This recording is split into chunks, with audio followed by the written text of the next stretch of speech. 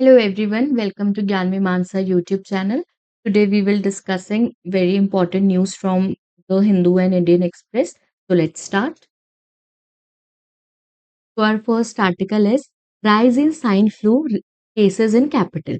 तो इस आर्टिकल में हम स्वाइन फ्लू के बारे में देखेंगे एंड कुछ एक एक्ट है उसके बारे में देखेंगे। जैसे हम यूपीएससी सीएससी के क्वेश्चंस देखते हैं तो उससे डिजीज से क्वेश्चंस जो है पूछ लेते हैं, इसलिए अगर कोई भी डिजीज न्यूज में है तो हम थोड़ा सा उसका फैक्चुअल पॉइंट भी याद करने की कोशिश करेंगे क्योंकि उसी साइड से क्वेश्चंस देखने को मिलते हैं। Let's see. तो दिल्ली में रिकॉर्ड देखा गया इन्फ्लुएंजा ए H1N1 केसेस का। इन्फ्लुएंजा ए H1N1 ये नाम याद रखेंगे।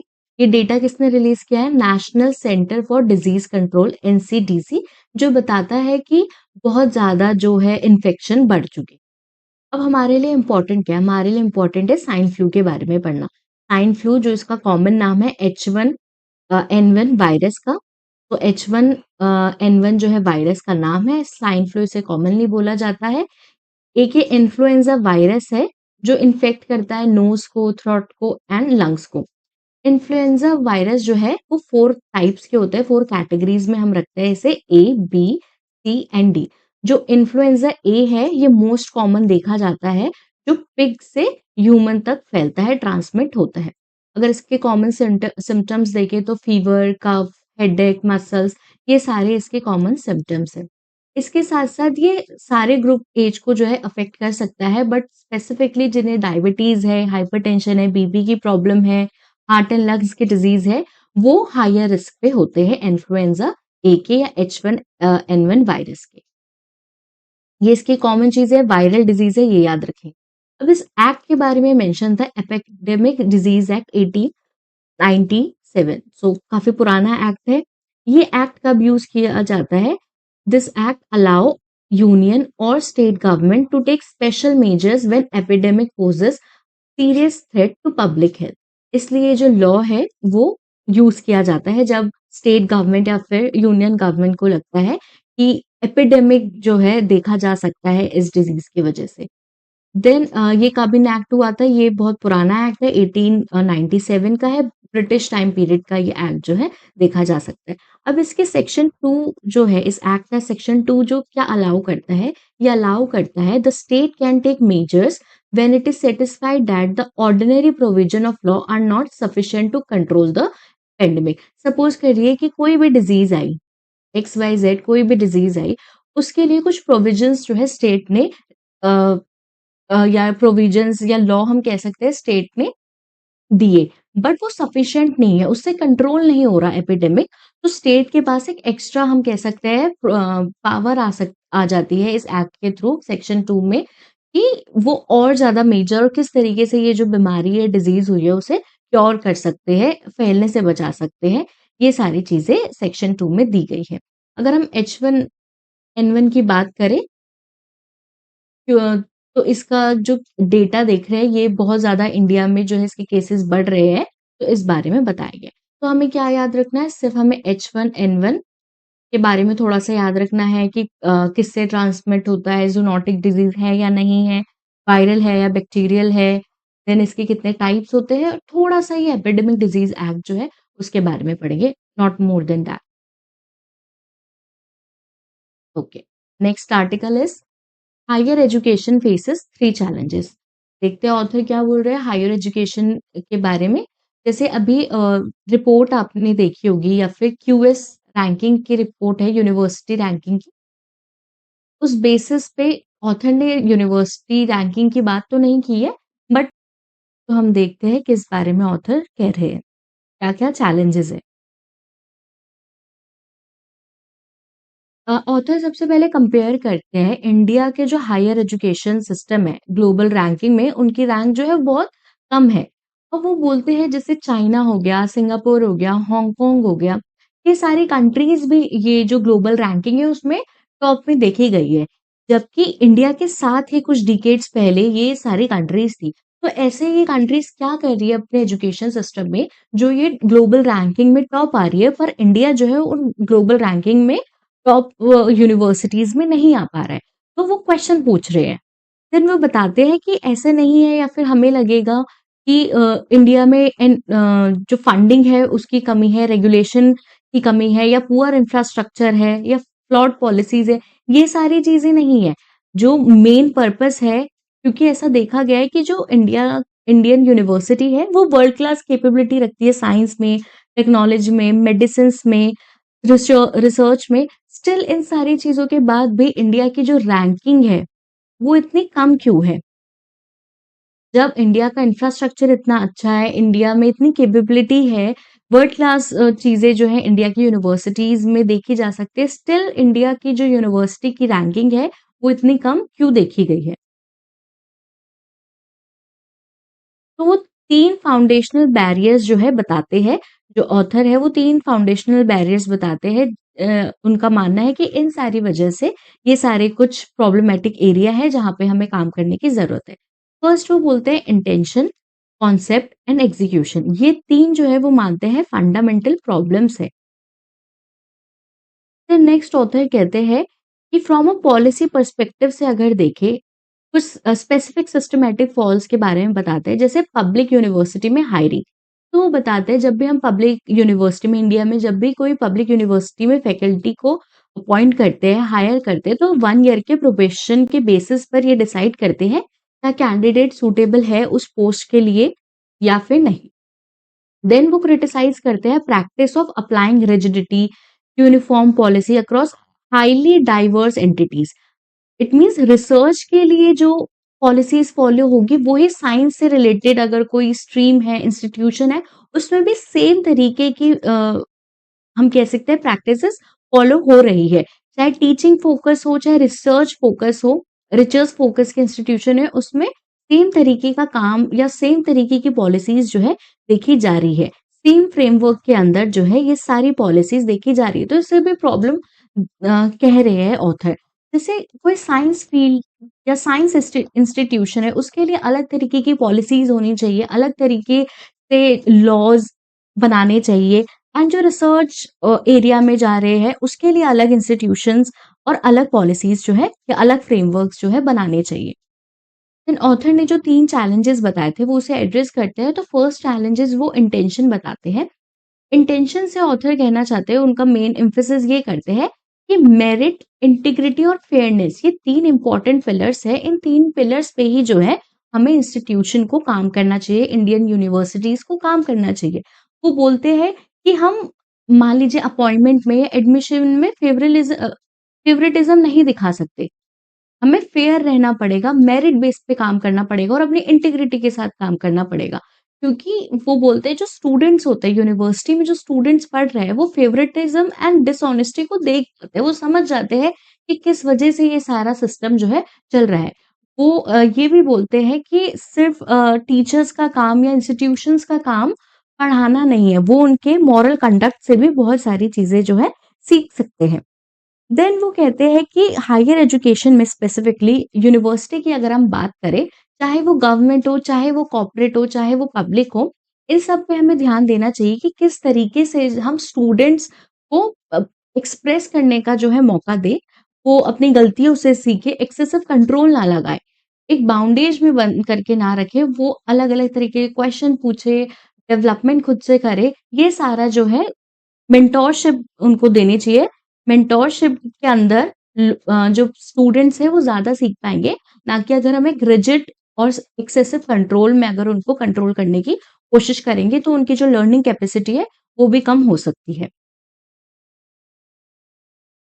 देन एग्ज़ीक्यूशन की चैलेंज की बात करते हैं ऑथर, तो ऑथर बताते हैं कि स्टूडेंट्स को या यूनिवर्सिटी को, चाहे टीचर्स हो, चाहे प्रोफेसर हो, स्टूडेंट्स हो, वो कभी भी इसलिए डिस्करेज ना हो कि वो फेल हो जाएँगे, या फेलियर से डरने के लिए मना किया गया है। एक्सपेरिमेंट होने चाहिए, इनोवेशंस होने चाहिए, ना कि फेलियर्स से डरना चाहिए या फिर इनोवेशंस को अप्लाई नहीं करना चाहिए। ये सारी चीज़ें जो है बता रहे थे। तो ऑथर का कहना है कि अगर हम चाहते हैं कि हमारी इंस्टीट्यूशन, हमारी यूनिवर्सिटी टॉप रैंकिंग में आए, तो हमें ये सारी डेवलपमेंट जो है करना है, उनको फ्री रखना है, रिजिड कंट्रोल नहीं रखना, बहुत ज़्यादा स्पेसिफिक कंट्रोल नहीं रखना, पॉलिसीज़ पे भी हमें काम करना है और यूनिवर्सिटी चाहे वो पब्लिक हो, चाहे वो प्राइवेट हो, मिल के काम करना है और स्टूडेंट के ग्रोथ में काम करना है। सिर्फ़ और सिर्फ़ पॉलिसी बिल्डिंग में या फिर इंफ्रास्ट्रक्चर बिल्डिंग में काम करने के साथ-साथ हमें स्टूडेंट का कैसे ग्रो हो सकता है,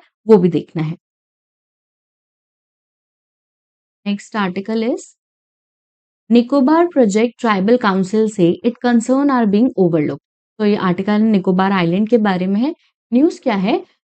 तो great Nicobar island development project जो है बनाया जा रहा है, उसमें जो ट्राइबल काउंसिल है, जो ट्राइबल लीडर्स है, वो कंसर्न दिखा रहे हैं। क्यों कंसर्न दिखा रहे हैं? चोम्पेन ट्राइब के लिए। चोम्पेन ट्राइब एक isolated particularly vulnerable tribal group है, पीवीटीजी। वो बोल रहे हैं इस प्रोजेक्ट से वो मॉडर्न लाइफस्टाइल की तरफ लेके जा रहे हैं, जिससे क्या प्रॉब्लम है? क्योंकि उनका कोई कंसेंट नहीं लिया गया है ये इंफ्रास्ट्रक्चर प्लान बनाने के लिए या फिर ये great Nicobar island development project जो है वो बनाने के लिए। तो इस प्रोजेक्ट से जो शोम्पेन ट्राइब है पर्टिकुलरली, इन पे क्या असर होगा या फिर इनके राइट्स की क्या बात की जाएगी? ये इस आर्टिकल में है। जैसे हमने देखा है पीवीटीजी जो ग्रुप है उससे यूपीएससी, सीएससी में क्वेश्चंस देखे गए हैं, तो हम ये जो शोम्पेन ट्राइब है, इनका भी नाम याद रखेंगे, इनके बारे में थोड़ा-सा पढ़ भी लेंगे, इम्पोर्टेंट है क्योंकि। देन जो कुछ इम्पोर्टेंट एक्ट्स अगर हम देखें, फॉरेस्ट राइट एक्ट 2006 का अगर हम देखें, तो ये रिकॉग्नाइज़ करता है इंडिविजुअल को एंड कम्युनिटी राइट्स को, फॉरेस्ट में जो ट्राइबल्स रहती है, ट्राइबल कम्युनिटीज़ रहती है, उनके। तो ये लॉ जो है मैंडेट करता है कि पहले जो है हमें कंसेंट लेना है ग्राम सभा से किसी भी फॉरेस्ट लैंड को डाइवर्ट करने से पहले नॉन फॉरेस्ट इंफ्रास्ट्रक्चर प्रोजेक्ट में। तो अगर कोई एरिया है जो फॉरेस्ट राइट के एक्ट के अंदर भी ये कहा गया है कि अगर कोई एरिया है, पहले उस एरिया के जो ग्राम सभा है उनसे कंसेंट लेना पड़ेगा कि क्या हम किसी फॉरेस्ट को नॉन फॉरेस्ट इंफ्रास्ट्रक्चर प्रोजेक्ट में कन्वर्ट कर सकते हैं, जहाँ पे हमें देखा जाता है कि इम्पोर्टेंट ट्राइब्स रहती है और यहाँ पे तो निकोबार आइलैंड में तो हम देख रहे हैं शोम्पेन ट्राइब जो है रहती है। तो ये कंसेंट की बात जो है आ रही है फॉरेस्ट राइट एक्ट से। देन नेक्स्ट रेगुलेशन की अगर हम बात करें, the Andaman and Nicobar island protection of अब ओरिजिनल ट्राइब्स रेगुलेशन 1956 पीएटीएआर, इसमें भी कहा गया है कि ये प्रोटेक्ट करेंगी जो इंडिजिनियस ट्राइब्स है उनके एरिया को, उनके जो एरिया है, उनका जो ट्रेडिशनल हैबिटेट है, उन सबको रिजर्व करके रख या जो रिजर्व एरिया है उन सबको कंजर्व करके रखेंगे। इन सारी चीजों की बात की गई है। तो जैसे अगर इस एरिया को में एंट्री करनी है, लैंड लैंड ट्रांसफर करना है या कोई भी कमर्शियल एक्टिविटीज़ करनी है, तो वो स्ट्रिक्टली रिस्ट्रिक्टेड है। ये क्यों रिस्ट्रिक्टेड है? ताकि जो ये ट्राइबल पर्सन है, ट्राइबल कम्युनिटी है, उनका जो ट्रेडिशन है, वो हम बचा के रख सकें।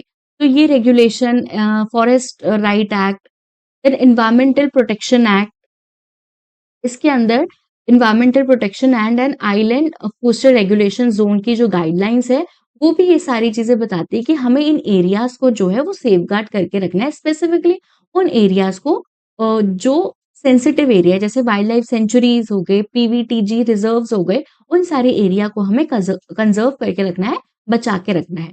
देन अगर हम पेसा की बात करें, panchayat extension of schedule area act PESA 1996 के प्रिंसिपल्स में भी ये कहा गया है, while union territories have distinct administrative structure, the core democratic principle of PESA क्या है कि local traditional tribal council to safeguard community resource and cultural identity। तो यहाँ पे भी प्रॉब्लम आती है कि इन सारे एक्ट के बाद भी जो निकोबार में शोम्पेन ट्राइब है उनके हम राइट्स को कैसे सेफगार्ड करें। देखिए, हमें एनवायरमेंट के साथ साथ ट्राइबल कम्युनिटी इन सबको भी सेफगार्ड करना है और देखना है कि डेवलपमेंट कैसे हो। तो इन सारी चीज़ों के बीच में जो है डिबेट देखा जा सकता है। अगर हम बात करें डेवलपमेंट और ट्राइबल राइट्स, हमें दोनों पे ही फोकस करना है। जो ये टेंशन हम देख रहे हैं ट्राइबल राइट्स और डेवलपमेंट के बीच में, तो हमें देखना है हम किस तरीके से ट्राइबल राइट्स को जो है प्रिजर्व करें, ट्राइबल कम्युनिटीज़ को रिजर्व करें और उसी के साथ-साथ जो है डेवलपमेंट भी कर सकते हैं। क्योंकि ट्राइबल राइट को कंज़र्व करना भी हमारी रिस्पॉन्सिबिलिटी है। स्पेसिफिकली अगर हम पीवीटीजी ट्राइब्स की बात की, शोम्पेन पॉपुलेशन की अगर हम बात करें तो ये बहुत कम है, अंडर 300 इंडिविजुअल्स ही हम देख सकते हैं। तो हमें इन्हें बचाना है, ना कि इनका अगर हमने जंगल क्लीन कर दिया, इंफ्रास्ट्रक्चर बिल्ड कर दिया, तो ये इनकी जो पॉपुलेशन है वो और ज़्यादा कम होती हुई दिखाई देगी। Then cooperative and participatory governance के अंदर हम राइट टू आर्टिकल 21 देखते हैं, जिसमें right to life and dignity की बात की जाती है। स्पेसिफिकली उन एरियाज को प्रोटेक्ट करने की बात की जाती है जो 5th एंड 6th शेड्यूल में आते हैं। तो हमारी जो प्रायोरिटी में होना चाहिए वो ट्राइबल राइट्स होने चाहिए, कि हम किस तरीके से इनके जो इंडिजीनियस राइट्स है उससे सेफगार्ड कर सके। तो इम्पोर्टेंट है हम पीवीटीजी जो ट्राइब्स है, आप एक बार उन्हें रीड कर लीजिए, उनसे रिलेटेड जो एक्ट्स है, चाहे पेसा एक्ट है, फॉरेस्ट एक्ट है, पेसा एक्ट एक बार अच्छे से रीड कर लेंगे, इम्पोर्टेंट है। शेड्यूल 5 एंड 6 एक बार रीड कर लेंगे, तो जैसे जैसे न्यूज आती है, हम कैसे न्यूज जो करंट अफेयर्स है उसे स्टैटिक से कैसे कनेक्ट कर सकते हैं। जैसे अभी निकोबार आइलैंड की बात हुई, तो इसमें हमें 3-4 पॉइंट्स दिखे जो हम अपने स्टैटिक से कवर कर सकते हैं। जैसे पीवीटीजी ग्रुप हो गया, पेसा हो गया, देन हम निकोबार अंडमान एंड निकोबार आइलैंड्स का एक बार ज्योग्राफिकल एरिया देख सकते हैं, कौन कौन से वहां पे आइलैंड्स है, इंपॉर्टेंट है क्योंकि वो देख सकते हैं। तो फॉरेस्ट एक्ट एक बार उसे भी एनवायरनमेंट के पर्सपेक्टिव से भी थोड़ा-सा रिवाइज़ हो जाएगा। तो हम, क्योंकि अगर हम सिर्फ करंट पे रिलाय करेंगे तो हम स्टैटिक से कनेक्ट नहीं कर पाएँगे। तो करंट के साथ-साथ उसमें जो-जो बेसिक पॉइंट्स हैं, जो हमारे स्टैटिक से कनेक्टेड है, वो भी हमें साथ-साथ पढ़ने की कोशिश करें। जैसे अभी हमने यहाँ शोम्पेन ट्राइब पढ़ी, तो जो और पीवीटीजी ट्राइब्स हैं, उनके बारे में भी और उनके एटलीस्ट नाम तो हमें देख लेने हैं। Okay? Next article is retail inflation hits 19-month high of 4.45% in जुलाई। अगर हम रिटेल इन्फ्लेशन की बात करें तो ये जुलाई 2026 में अराउंड 4.45% देखा गया है। देखिए, दो तरीके के इन्फ्लेशन अगर हम देखें, सीपीआई जिसे रिटेल इन्फ्लेशन एंड एक डब्ल्यूपीआई। अगर मैं इसको थोड़ा सा आपको समझाऊं, let me just change my pen. Okay, तो एक डब्ल्यूपीआई होता है, इट मीन्स होलसेल पर, जब हम थोक का माल या फिर बल्क में जब सामान करते हैं उस पे जो इन्फ्लेशन होता है। और एक सीपीआई या फिर रिटेल इन्फ्लेशन की अगर हम बात करते हैं, रिटेल्स की बात करते हैं, इट मीन्स जो कॉमन लोग होते हैं, उन हम जो चीजें खरीदते हैं उसकी बात की जाती है। तो उसके इन्फ्लेशन की बात जो है हो रही है। जब भी सीपीआई का इन्फ्लेशन, सीपीआई में इन्फ्लेशन देखा जाता है, तभी मॉनेटरी पॉलिसी कमेटी जो है आरबीआई के अंदर, जो मॉनेटरी पॉलिसी कमेटी है, वो इन सारी चीजों को हैंडल करती है। एक रेंज होती है, तो हम एक रेंज देख सकते हैं 4 प्लस माइनस 2 का। अगर जैसे इन्फ्लेशन अगर माने हम 6 भी हो सकता है तो भी उसे नॉर्मल माना जाएगा, और अगर इन्फ्लेशन 2 ही रहा तो भी उसे माना जाएगा। तो अभी हम देख रहे हैं 4.45।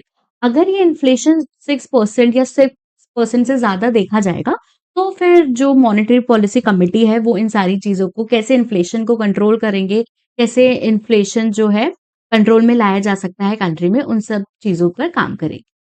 तो अगर अभी देखें हम, तो इन्फ्लेशन थोड़ा-सा बढ़ा हुआ है, जो रेंज देखेंगे 4.45% का हम देख सकते हैं जुलाई मंथ में, जो देखा गया 19 मंथ्स के बाद भी हाई है। की ड्राइवर देखेंगे क्यों इन्फ्लेशन बढ़ा है, तो higher price in food and fuel. Fuel और फूड का जो प्राइसिंग है वो हाई देखे गया है। सीपीआई जो इंडेक्स है, या फिर कंज्यूमर प्राइस इंडेक्स जो है, वो कौन रिलीज करता है? Ministry of statistic and programme implementation, MOSPI. Very important questions बने हुए हैं उससे।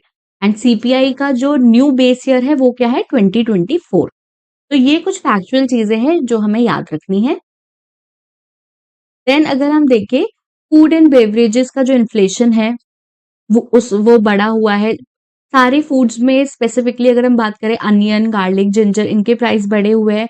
कुछ फूड आइटम में नेगेटिव इन्फ्लेशन या डिफ्लेशन की बात अगर हम करते हैं, तो वो भी देखा गया है। टमाटो में, पोटैटो में, यहाँ पे देखा गया है।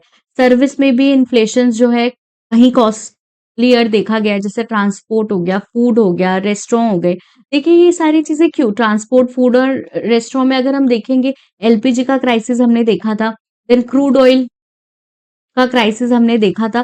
तो ये सारी क्राइसिस की वजह से ट्रांसपोर्ट, फूड, रेस्टोरेंट्स में ये जो अदर सर्विसेज़ है, यहाँ पे भी हमने इन्फ्लेशन होते हुए देखा। और इन्फ्लेशन अगर हम कम देखें, कूल डाउन होते हुए देखें, तो हेल्थ सेक्टर में, स्पोर्ट्स में, यहाँ इन एरियाज़ में भी हमने कूल डाउन होता हुआ देखा। अगर हम गोल्ड एंड सिल्वर के इम्पैक्ट की बात करें, तो यहाँ पर भी जो इन्फ्लेशन है, वो बढ़ता हुआ ही देखा है। अब रीज़न क्या थे इन्फ्लेशन बढ़ने के? मॉनसून एंड क्रॉप डैमेज, क्योंकि हमने भी देखा था, कल भी आर्टिकल हमने पढ़ा था कि जून में हमने जिस तरीके का मॉनसून एक्सपेक्ट किया था उस तरीके का नहीं आया और फिर एक्सेस रेन आई थी, जिसकी वजह से जो क्रॉप्स है वो डैमेज हुई थी और इस वजह से जो प्राइसेस है वो भी बढ़ते हुए दिखाई दिए हैं। तो मॉनसून की वजह से देन एल नीनो का इफेक्ट भी देखा था हमने कल की क्लास में। तो इन सारी चीज़ों से फूड इन्फ्लेशन जो है देखा गया था। देन फ्यूल के प्राइसेस भी जो है वो बहुत ज़्यादा बढ़े थे, जिसके वजह से ट्रांसपोर्ट सेक्टर भी कॉस्टली साइड पे देखा गया, इन्फ्लेशन वहाँ पे देखा गया। एंड ग्लोबल फैक्टर्स तो है ही, क्योंकि इसका असर जो है डोमेस्टिक मार्केट पे भी पड़ता है। देन इन सारी चीज़ों के लिए मान लीजिए जब इन्फ्लेशन राइज़ होता है, तो मॉनेटरी पॉलिसी या फिर आरबीआई जो है वो क्या करती है? आरबीआई का काम होता है कि वो किस तरीके से इन्फ्लेशन को या ओवरऑल जो डिमांड है इकोनॉमी की, सप्लाई ऑफ मनी के डिमांड को कैसे कंट्रोल करना है। तो आरबीआई क्या करेगी, इसके लिए अपना रेपो रेट इंक्रीज़ कर देगी। जब वो रेपो रेट इंक्रीज़ करेगी, उससे क्या होगा, which money become more expensive for commercial bank. Commercial bank के लिए रेपो रेट अगर रेपो रेट हाई करेंगे तो कमर्शियल बैंक के लिए भी एक्सपेंसिव हो जाएगा, तो ये रिजल्टेड होगा कॉमन मैन के लिए भी। तो इस वजह से आरबीआई जो है रेपो रेट के थ्रू इन्फ्लेशन को कंट्रोल कर सकती है। Then cash reserve ratio, CRR, then open market operation, इन सारे टूल्स के थ्रू आरबीआई इन्फ्लेशन को कंट्रोल कर सकती है। तो ये इंपॉर्टेंट टर्म्स है, आप इकोनॉमी की क्लासेस में पढ़ेंगे ही। बस आप ये याद रखिए, आरबीआई या मॉनेटरी पॉलिसी कमेटी का जो काम होता है वो किस तरीके से इन्फ्लेशन को, स्पेसिफिकली सीपीआई की बात करें, कंज्यूमर प्राइस इंडेक्स की बात करें, तो आरबीआई रोल प्ले करेगी इसमें, किस तरीके से सीपीआई जो है या फिर रिटेल इन्फ्लेशन है उसे कम किया जा सके। हमने आरबीआई का रोल देखा। अब हम देखेंगे कि गवर्नमेंट ऑफ इंडिया का क्या रोल होगा। गवर्नमेंट ऑफ इंडिया जो है वो फोकस करेगी किस तरीके से सप्लाई ऑफ गुड्स को मैनेज करे, कैसे कंट्रोल करे टैक्स को, कैसे जो एसेंशियल आइटम्स है उनकी शॉर्टेज को प्रिवेंट करे, उसे रोका जा सके। तो इसके लिए गवर्नमेंट क्या करेगी, reduce import duties on essential commodities. Specifically जो एसेंशियल कम्योडिटीज है, जैसे एडिबल ऑयल्स हो गया, फ्यूल हो गया, उस पे इंपोर्ट ड्यूटी रिड्यूस करेगी to make cheaper to import and sell domestically, ताकि जो प्रॉब्लम है, जो इन्फ्लेशन है, वो थोड़ा कम हो सके। देन टेम्परेरी रिस्ट्रिक्शन और बैन्स लगाएगी export of staple crops like wheat, rice और अनियन, जिससे अपनी कंट्री में सफिशिएंट फूड सप्लाई जो है रहे।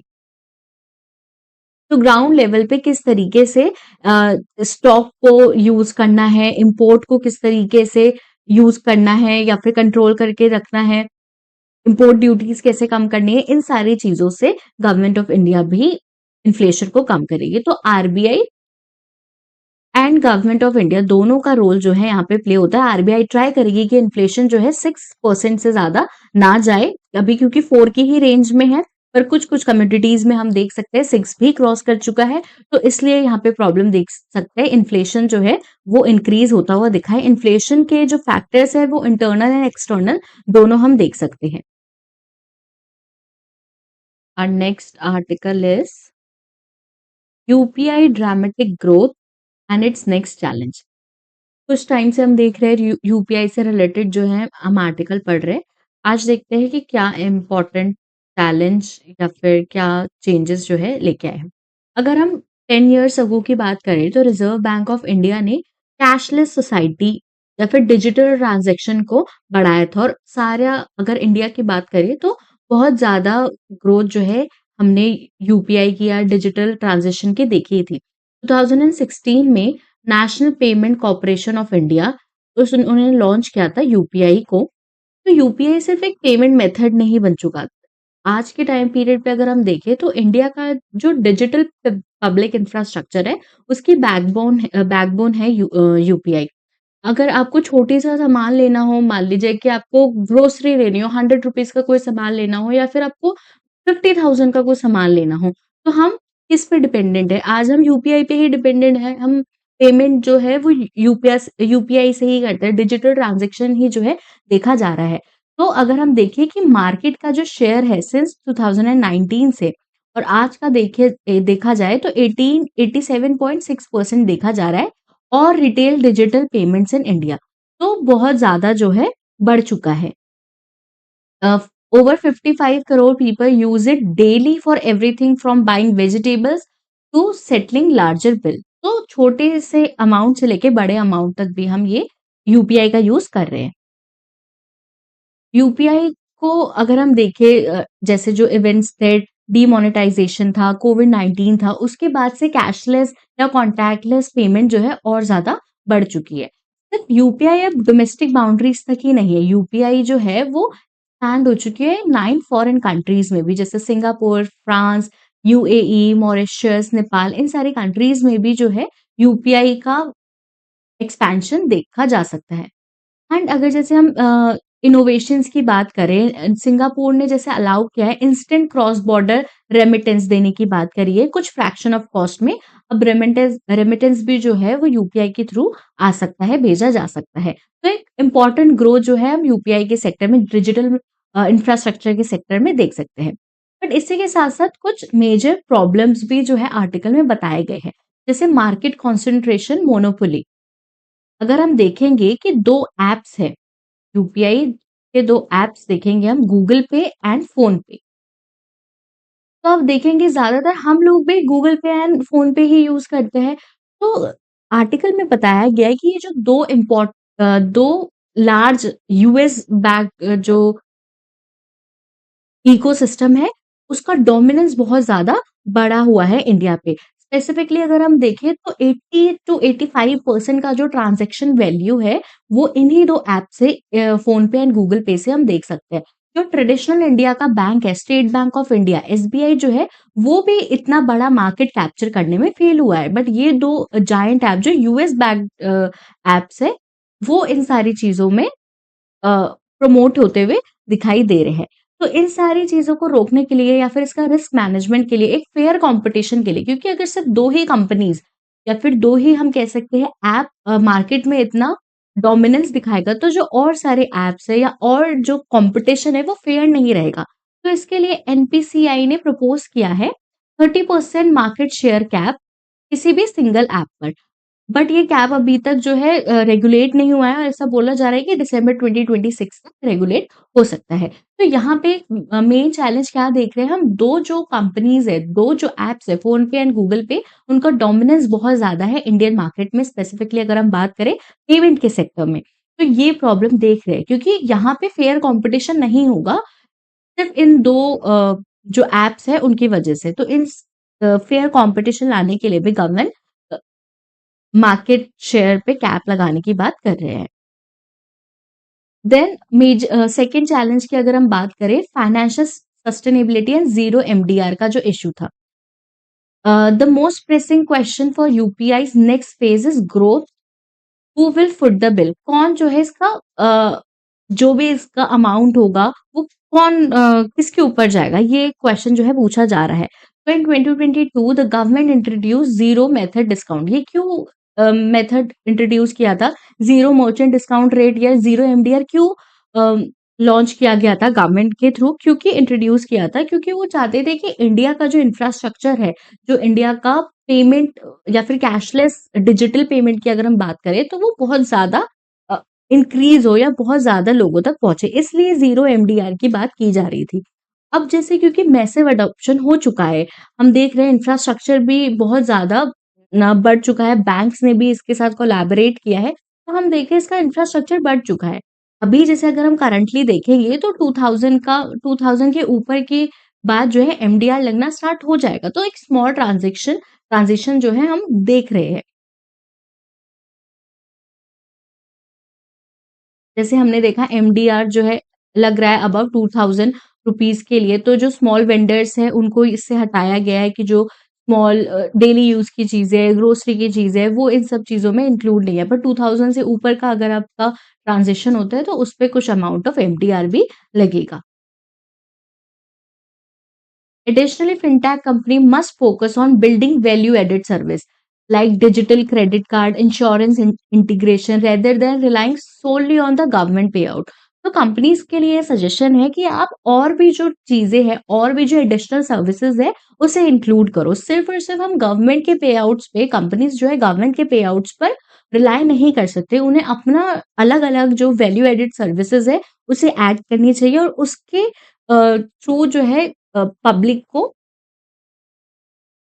डेवलपमेंट देनी चाहिए, टेक्नोलॉजिकल डेवलपमेंट देनी चाहिए। तो इस तरीके की बात जो है की गई है। Next article is supreme court clarifies scope of police custody under BNSS।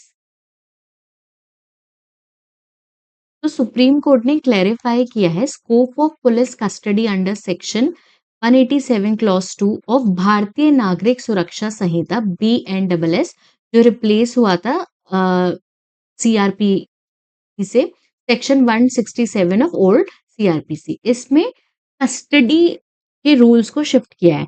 जैसे ओल्ड CRPC में क्या था, पुलिस कस्टडी जो है वो सिर्फ 15 डेज की थी। पुलिस कस्टडी का जो डिटेंशन पीरियड था वो सिर्फ 15 डेज का था।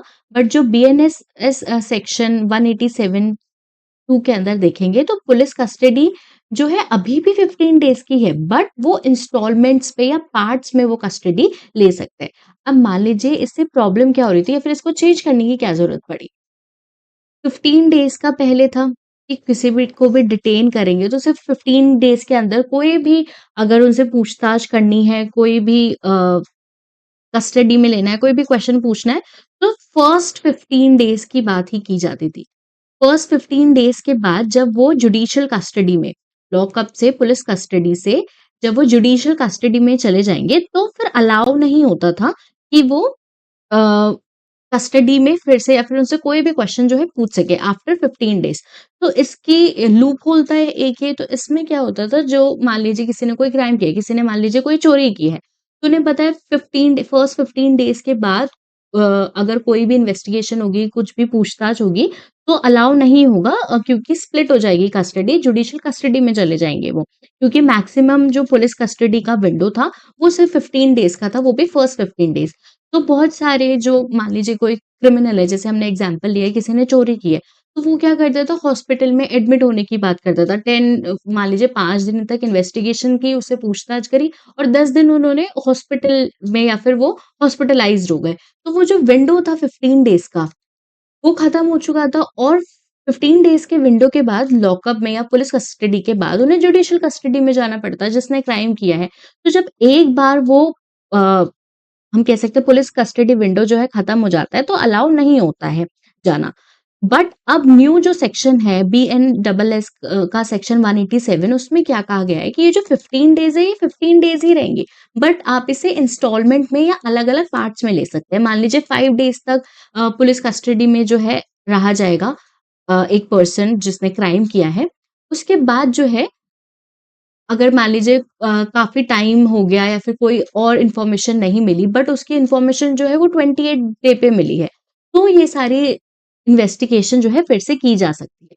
बट ये जो 15 डेज का टाइम पीरियड है वो भी 40 टू 60 डेज के अंडर ही है। ऐसे नहीं है कि 90 डेज बाद कोई आपको इन्फॉर्मेशन या फिर कोई सबूत मिलता है तो आप फिर जुडिशियल कस्टडी से जो है इन्वेस्टिगेशन कर सकते हैं। तो ये सारी चीज़ें अलाउ नहीं है। अगर हम सिंपल देखें तो सिंपलेस्ट वे में अगर मैं आपको समझाऊँ तो आप समझेंगे कि जो 15 डेज का डिटेंशन पीरियड था, उसे पहले वन गो में लेना होता था और अब जो न्यू BNSS 187 क्लॉज 2 के अंडर क्लैरिफाई किया है सुप्रीम कोर्ट ने कि ये जो डिटेंशन पीरियड है वो 40 टू 60 डेज के अंडर हो सकता है और आपको पार्ट्स में पूछताछ कर सकते हैं। बट स्ट्रिक्टली बोला है कि 15 डेज तक ही रहना चाहिए, उससे ज़्यादा नहीं। आप पार्ट्स में मान लीजिए 5 डेज ले लिए या फिर 8 डेज ले लिए, इस तरीके से आप ले सकते हैं। वन गो में अब जो पीरियड है वो लेने की ज़रूरत नहीं है। 15 डेज़ फर्स्ट 15 डेज़ नहीं होंगे, आप पार्ट्स में जो है ले सकते हैं। तो जो अपर लिमिट कैप थी 15 डेज़ की वो एक्सीड नहीं होगी, वो उतनी ही रहेगी। एंड जो कॉन्स्टिट्यूशनल प्रोटेक्शन है अंडर सेक्शन 58 ऑफ BNSS का an arrested persons must still be produce before judicial magistrate within 24 hours. ये वाला भी प्रोविजन चेंज नहीं हुआ है। चेंज सिर्फ ये जो पार्ट है और इसका जो फर्स्ट 15 डेज वाला जो पार्ट है उसमें ही चेंज हुआ है कि वो अब सिर्फ पार्ट्स में ले सकते हैं या फिर इंस्टॉलमेंट में ले सकते हैं। बस इतनी छोटी सी न्यूज़ है, बस ये याद रखेंगे। बट जो जुडिशियल या फिर जुडिशियल मजिस्ट्रेट के पास लेके जाना है with in 24 hours of arrest, ये अभी भी वैसे ये इंटैक्ट है। तो एक ये छोटी सी न्यूज़ थी। Next article is a timely reset for the food security act. Let's see author क्या बोलना चाह रहे हैं इस आर्टिकल में। तो यहाँ कुछ डेटा दिया हुआ है, तो स्टेटस देखेंगे अगर हम न्यूट्रिशन के ICMR NIN Indian council of medical research of national institute of nutrition ने एक डेटा दिखाया है हाउस होल्ड्स का, जिसमें उन्होंने बताया है कि जो डाइट्स है, जो रिकमेंडेड डाइट्स है, अफोर्डेबल रिकमेंडेड डाइट्स है, वो फेल हुई है, वो कम हुई है। अगर हम डेटा देखें 2011 एंड 12 का, तो ये अराउंड 52% थी। बट हम 23 जो रिसेंटली डाटा है 2023 और 2024 का, तो अराउंड ये 23% ही है। और रूरल एरिया में अगर देखें तो ये 28% है और अर्बन हाउस होल्ड की बात करें तो 21% है। ये डेटा हमें क्या बताता है कि कितने हाउस होल्ड है जो अफोर्डेबल एडुकेट हेल्दी डाइट जो है वो अफोर्ड कर पा रहे हैं। NFSA national food security act amendment bill 2026 अगर देखें तो ये अन्नोदय अन्न योजना आय को जो है वो इनलाइटेड करना चाह रहा है हाउस होल्ड साइज के साथ। इट मीन्स कि जितने हाउस मेंबर है, हाउस होल्ड में जितने मेंबर्स है, उस हिसाब से जो है फूड प्रोवाइड किया जाएगा। मान लीजिए पर पर्सन ऐसा दिया गया है, पर पर्सन 7 kg पर मंथ के लिए दिया जाएगा। जो पहले हाउस होल्ड को अराउंड 35 kg दिया जाता था पर मंथ के लिए। तो पहले ओवरऑल हाउस होल्ड को दिया जाता था, बट अब इस में देखा गया है कि पर पर्सन जो है वो 7 kg दिया जाए। तो आए हाउस होल्ड के अंदर ये जो प्रोविजन है वो लेके आने की बात की गई है। इसका ड्राफ्ट जो है प्रपोज कर दिया है कि 7 kg पर पर्सन मिलेगा और 35 kg का एक कैप लगा देंगे हाउस होल्ड पे। इससे क्या होगा, मान लीजिए कि जो सिंगल पर्सन है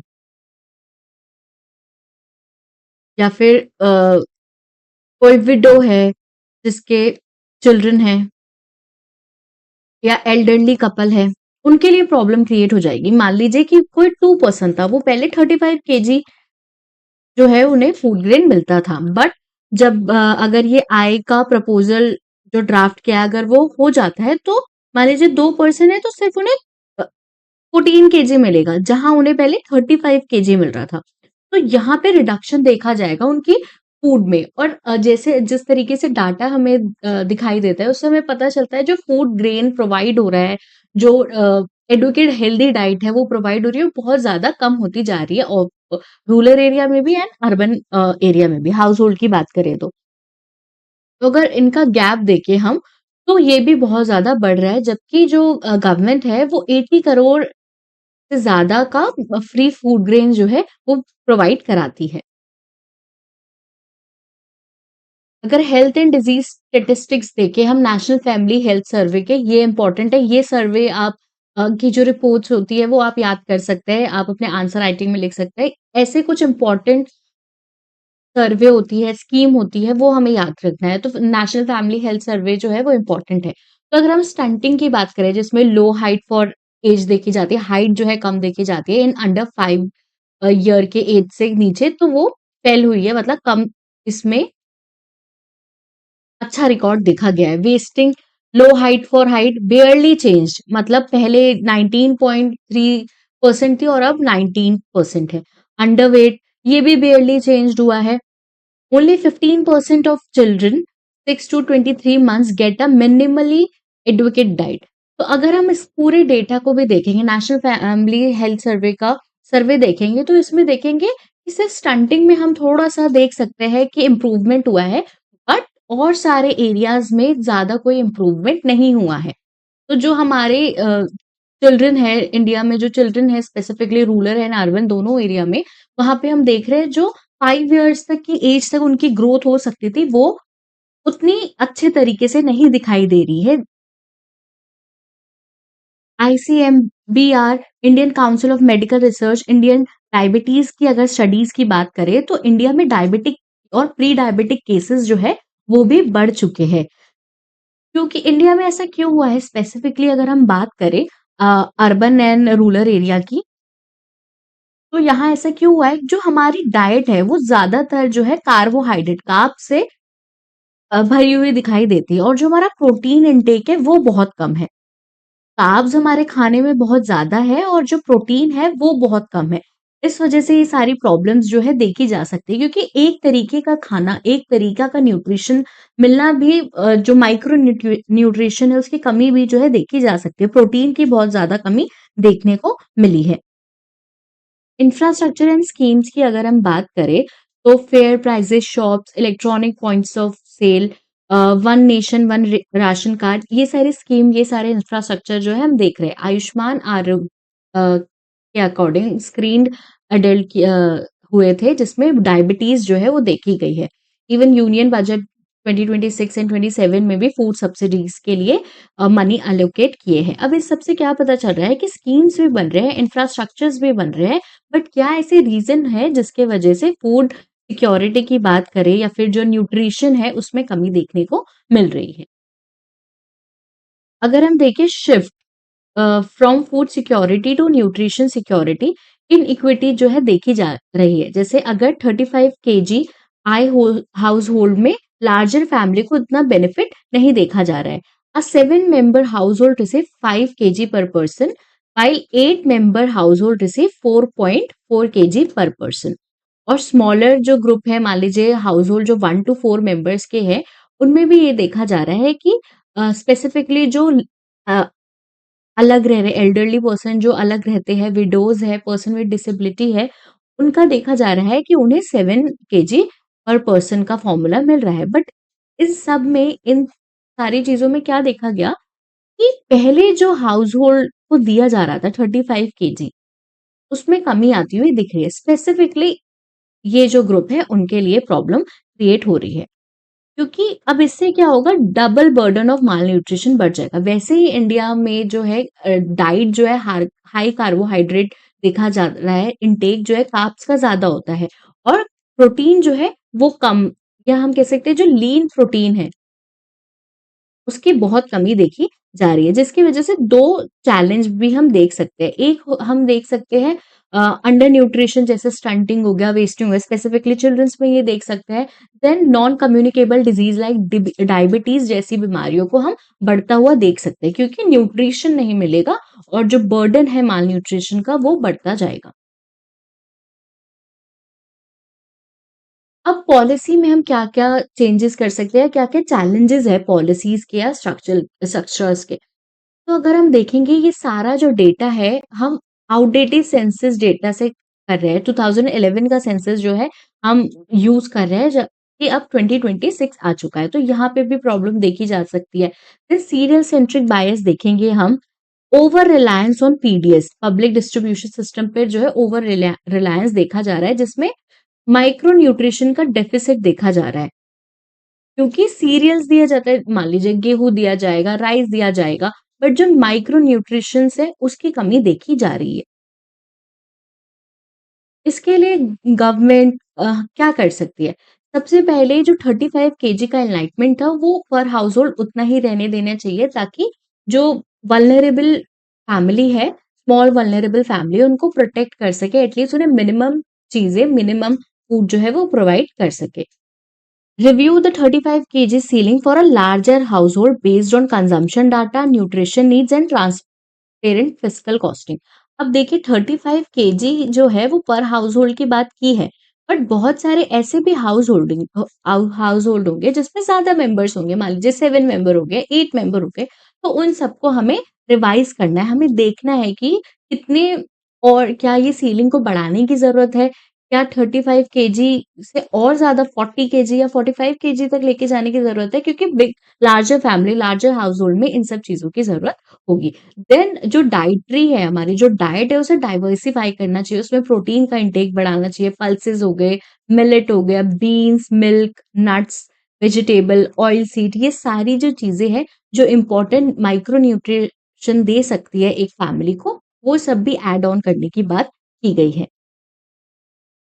Public health use of fair price shops for last mile nutrition outreach and link with the Ayushman Arogya Mandirs, Anganwadi services and PM पोषण प्रधानमंत्री पोषण शक्ति निर्माण से लिंक करना चाहिए। तो सिर्फ तो हमें डाइवर्सिफाई करना है अपने फूड को भी, और जो हमें फूड प्रोवाइड करे गवर्नमेंट जो स्कीम्स लेके आ रही है उसे भी देखना है कि क्या वो ग्रास रूट लेवल तक पहुंच रही है, क्या न्यूट्रिशन सभी को इक्वली मिल रहा है, इतना न्यूट्रिशन एक पर्सन के लिए सफिशिएंट है या नहीं, ये सारी चीजें भी जो है हमें देखनी है, जिसकी वजह से हमारा जो न्यूट्रिशन या फिर जो हमारा गोल है अर्बन एरिया में, रूरल एरिया में न्यूट्रिशन जो है वो इंक्रीज हो, जो डिजीज है स्पेसिफिकली डायबिटिक जैसे, प्री डायबिटिक जैसे डिजीजेज है वो इंडिया में कम होते हुए दिखाई दे।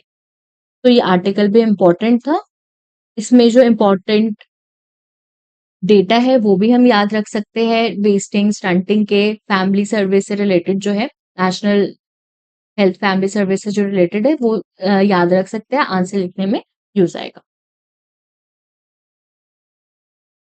ओके, ऑल राइट, तो आज के आर्टिकल्स कंप्लीट हुए। If you like this video please share, like and subscribe to Gyan में Mansa YouTube channel. Thank you, see you soon.